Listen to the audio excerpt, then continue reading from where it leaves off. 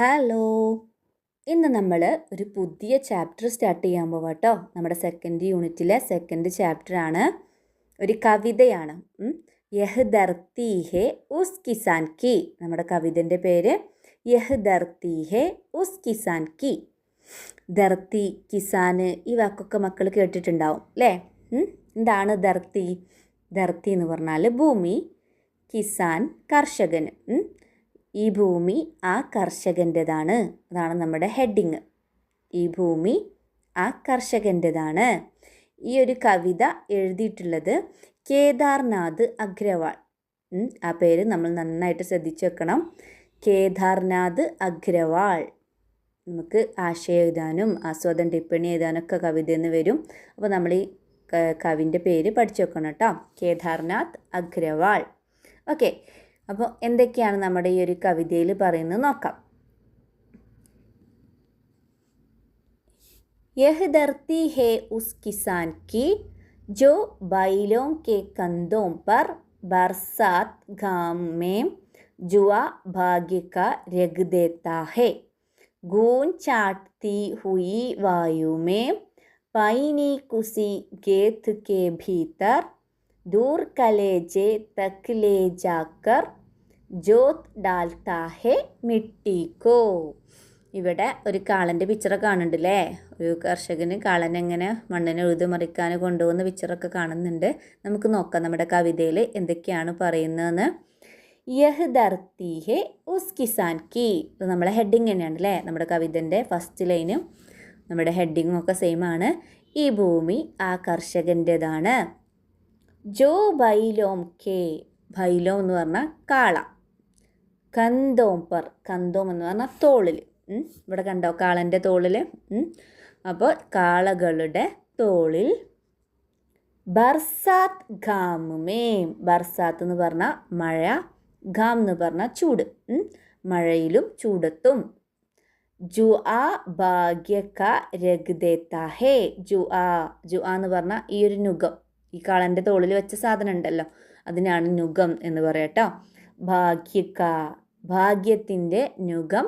രഗ് ദേത്താ ഹേ, വയ്ക്കുന്നു.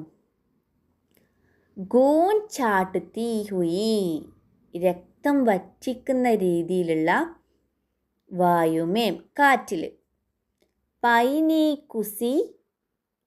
മൂർച്ചയുള്ള, കലപ്പൻ്റെ മൂർച്ചയുള്ള ഭാഗം. ഖേത്ത് കെ ഭീതർ, വയലിൻ്റെ അകത്ത്.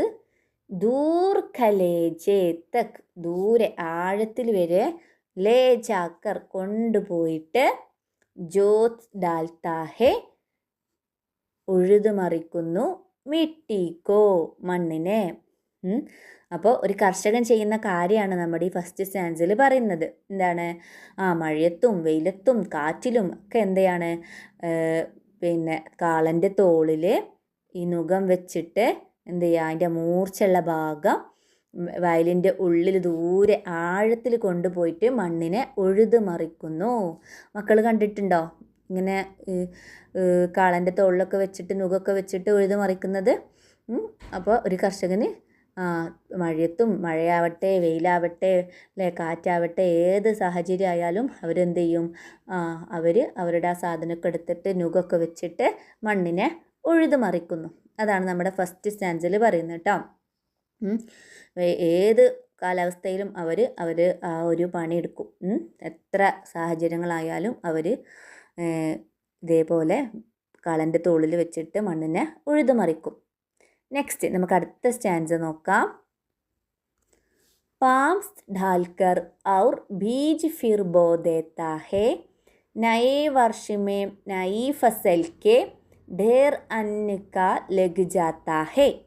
यह धरती है उस किसान की, नहीं राव की, नहीं रंग की, नहीं किसी की, नहीं किसी की, धरती है केवल किसान की.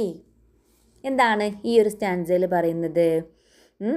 അപ്പോൾ കാളൻ്റെ തോളിൽ നുകൊക്കെ വെച്ചിട്ട് മണ്ണിനെ ഉഴുതുമറിച്ചു എന്ന് പറഞ്ഞൂല്ലേ. ഇനി എന്താ ഉഴുതുമറിച്ചിട്ട് ചെയ്യുക? പാംസ് ഡാൽക്കർ, വളം ഇട്ട്. പാംസ് എന്ന് പറഞ്ഞാൽ വളം. പാംസ് ഡാൽക്കർ, വളം ഇട്ടിട്ട്. ഔർ ബീജ് ഫിർ ബോ ദേത്താ ഹേ. പിന്നീട് എന്ത് ചെയ്യും? ബീജ് വിത്ത്, ബോ ദേത്താ ഹേ വിത്ത് വിതയ്ക്കുന്നു. മണ്ണിനെ ഉഴുതുമറിച്ചു, വളമിട്ടിട്ട് പിന്നെ വിത്ത് വിതയ്ക്കുന്നു. നയേ വർഷമേ പുതിയ വർഷത്തിൽ, നയീ ഫസൽ കെ പുതിയ വിളവിൻ്റെ, ഡേർ അന്ന കാ ലഗ് ജാത്താ ഹേ അന്നത്തിൻ്റെ ഢേർ കൂമ്പാരമുണ്ടാക്കും. വളമൊക്കെ ഇട്ട് വിത്തൊക്കെ വിതച്ച് എന്നിട്ടൊരു പുതിയ വർഷത്തിൽ പുതിയ വിളവിൻ്റെ അന്നത്തിൻ്റെ എന്ത് ചെയ്യും? കൂമ്പാരം ഉണ്ടാക്കുന്നു. യഹ് ധർത്തി ഹേ ഉസ് കിസാൻ കി. ഈ ഭൂമി ആ കർഷകൻ്റെതാണ്. ഇങ്ങനെയൊക്കെ ചെയ്യുന്ന കർഷകൻ്റെതാണെന്ത്? ഈ ഭൂമി. മണ്ണിനൊക്കെ ഉഴുതുമറിച്ച് വളമിട്ട് വിത്ത് വിതച്ച് അന്നത്തിൻ്റെ കൂമ്പാരം അല്ലേ, എല്ലാം കഴിഞ്ഞിട്ട് നമുക്ക് അന്നം കിട്ടും അല്ലേ, അതിൻ്റെ ധാന്യം കിട്ടും. അതിൻ്റെയൊക്കെ കൂമ്പാരം ഉണ്ടാക്കുന്ന ഒരു കർഷകൻ്റെതാണ് ഈ ഭൂമി. നെഹീം രാവ് കി രാജാവിൻ്റെതല്ല. നെഹീം രംഗ് കി പാവപ്പെട്ടവൻ്റെതല്ല. നെഹീം കിസിക്ക്, നെഹീം കിസിക്ക് ആരുടേതുമല്ല. ധർത്തി ഹേ കേവൽ കിസാൻ കി ഭൂമി കർഷകൻ്റെത് മാത്രമാണ്. ഇങ്ങനെയൊക്കെ ചെയ്യുന്ന കർഷകൻ്റെത് മാത്രമാണ് ഈ ഭൂമി എന്നാണ് നമ്മുടെ കവി കേദാർനാഥ് അഗ്രവാൾ പറയുന്നത്. ഓക്കെ, ഇനി നെക്സ്റ്റ് സ്റ്റാൻസയിൽ എന്താണ് പറയുന്നത്? യഹ് ധർത്തി ഹേ ഉസ് കിസാൻ കി जो मिट्टी का पूर्ण पारगी, जो मिट्टी के संग साथ ही टपकर गलकर मरकर गपा रहा है जीवन अपना, देख रहा है मिट्टी में സോനെ കാ സപ്ന. എന്താണ് ഈ ഒരു സ്റ്റാൻസിൽ പറയുന്നത്? യഹ് ധർത്തി ഹേ ഉസ് കിസാൻ കി ഈ ഭൂമി ആ കർഷകൻ്റെതാണ്. ജോ മിട്ടി കാ പൂർണ്ണ പാർഗി, പാർഗി എന്ന് പറഞ്ഞാൽ പരീക്ഷകൻ, മണ്ണിൻ്റെ പൂർണ്ണ പരീക്ഷകനാണ്. മിട്ടി എന്ന് പറഞ്ഞാൽ മണ്ണ്, മണ്ണിൻ്റെ പൂർണ്ണ പരീക്ഷകനാണ് അല്ലേ. മണ്ണിൽ പരീക്ഷണം നടത്തുന്ന ആളാണ് നമ്മുടെ കർഷകന്. ജോ മിട്ടി കെ സംഗ് സാത്ഹി മണ്ണിനോടൊപ്പം, സംഗ് സാത്ഹി എന്ന് പറഞ്ഞാൽ മണ്ണിനോടൊപ്പം തന്നെ, തപ്പുക്കർ ചൂടുകൊണ്ട്, ഗൽക്കർ ഉരുകിയിട്ട്, മർക്കർ മരിച്ചിട്ട്, കപാ രഹാഹെ ജീവൻ അപ്ന തൻ്റെ ജീവിതം കഴിച്ചു കൂട്ടുകയാണ്. കപാ രഹാഹെ എന്ന് പറഞ്ഞാൽ കഴിച്ചു കൂട്ടുകയാണ്, ജീവൻ അപ്ന തൻ്റെ ജീവിതം. അപ്പം എന്താണ്? മണ്ണിനോടൊപ്പം നല്ല ഉരുകി ചത്ത് പണിയെടുക്കാന്ന് കർഷകരില്ലേ, ചത്ത് പണിയെടുക്കാന്ന് പറയും അല്ലേ, അതാണ് മരിച്ചിട്ട് എന്ന് പറയുന്നത് കേട്ടോ. ഉരുകി ചൂട് കൊണ്ട് ഉരുകിയിട്ട് ഒലിച്ചിട്ട് ചത്ത് പണിയെടുക്കൂല്ലേ നമ്മുടെ കർഷകർ. ദേഖ് രഹാ ഹേ മിട്ടി മേം സോനെ കാ സപ്ന, എന്നിട്ട് എന്ത് ചെയ്യാണ്? ദേഖ് രഹാ ഹേ കാണുകയാണ്, മിട്ടി മേം മണ്ണിൽ, സോനെ കാ സ്വപ്ന സ്വർണം വിളയുന്നത് സ്വപ്നം കാണുകയാണ്. സ്വർണം വിളയുന്നത് എന്ന് ഉദ്ദേശിക്കുന്നത് നല്ല വളം ഉണ്ടാകുന്നത് അല്ലേ, കുറേ അന്നം എല്ലാം കുഴിച്ചിട്ട് എല്ലാ പണിയും കഴിഞ്ഞിട്ട് കുറേ വിളവുണ്ടാകുന്നത് ഇങ്ങനെ സ്വപ്നം കാണുകയാണ് നമ്മുടെ കർഷകർ. നെക്സ്റ്റ് എന്താണ് ലാസ്റ്റ് സ്റ്റാൻസയിൽ പറയുന്നത്?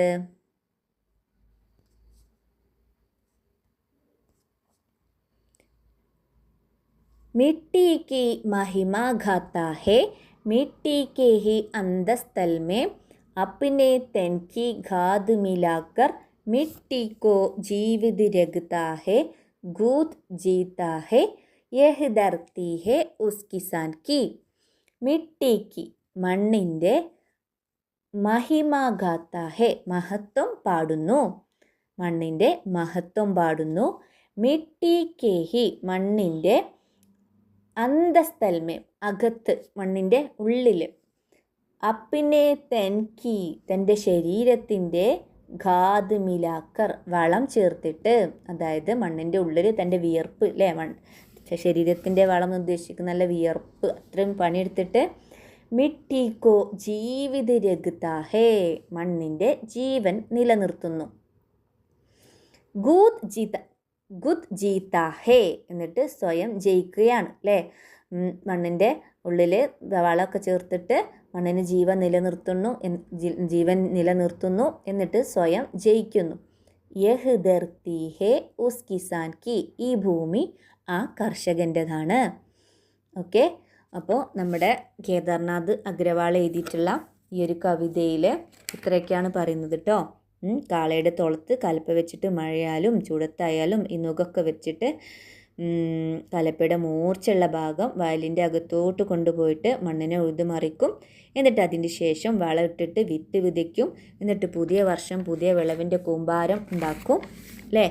ഇങ്ങനെയൊക്കെ ചെയ്യുന്ന ഭൂമി, ഇങ്ങനെയൊക്കെ ചെയ്യുന്ന കർഷകൻ്റെതാണ് ഈ ഭൂമി എന്നാണ് നമ്മുടെ കേദാർനാഥ് അഗ്രവാൾ നമ്മളോട് ഈ ഒരു കവിതയിലൂടെ പറയുന്നത്. ഓക്കെ, ഇവിടെ നമുക്കറിയാം അല്ലേ, കർഷകർ ഇങ്ങനെയൊക്കെയാണ് ചെയ്യുന്നത്. കർഷകർ ചെയ്യുന്ന കാര്യങ്ങളൊക്കെ നമ്മൾക്ക് നന്നായിട്ട് അറിയുന്നതാണ്. ഓക്കെ, ഇവിടെ നമ്മുടെ കവിതയിലെ കുറച്ച് വേർഡ് മീനിങ്സ് ഒക്കെ കൊടുത്തിട്ടുണ്ട്. ധർത്തി ഭൂമി, എർത്ത്. കിസാൻ എന്ന് പറഞ്ഞാൽ കർഷകൻ, ഫാർമർ. ഖന്ത് എന്ന് പറഞ്ഞാൽ ഷോൾഡർ, ആ തോള്. ബർസാത്ത് റെയിന്. ഘാം സൺലൈറ്റ്. ജുആ എന്ന് പറഞ്ഞാൽ യോക്ക്, ആ നുഖമില്ലേ കാളൻ്റെ തോളിൽ വെക്കുന്ന. ഗൂന് ബ്ലഡ്.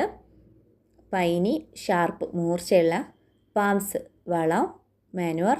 അന്ന് ഗ്രെയിൻസ്, ധാന്യം. രാവ് എന്ന് പറഞ്ഞാൽ കിങ്, രാജാവ്. രംഗ് എന്ന് പറഞ്ഞാൽ പുവർമാൻ, പാവപ്പെട്ടവന്. ഓക്കെ, അപ്പോൾ ഇത്രയാണ് നമ്മുടെ കവിതയിലുള്ളത്. ഓക്കെ, അപ്പോൾ നെക്സ്റ്റ് ക്ലാസ്സിൽ നമുക്ക് കവിതൻ്റെ ആക്ടിവിറ്റീസ് നോക്കാം. Okay, by.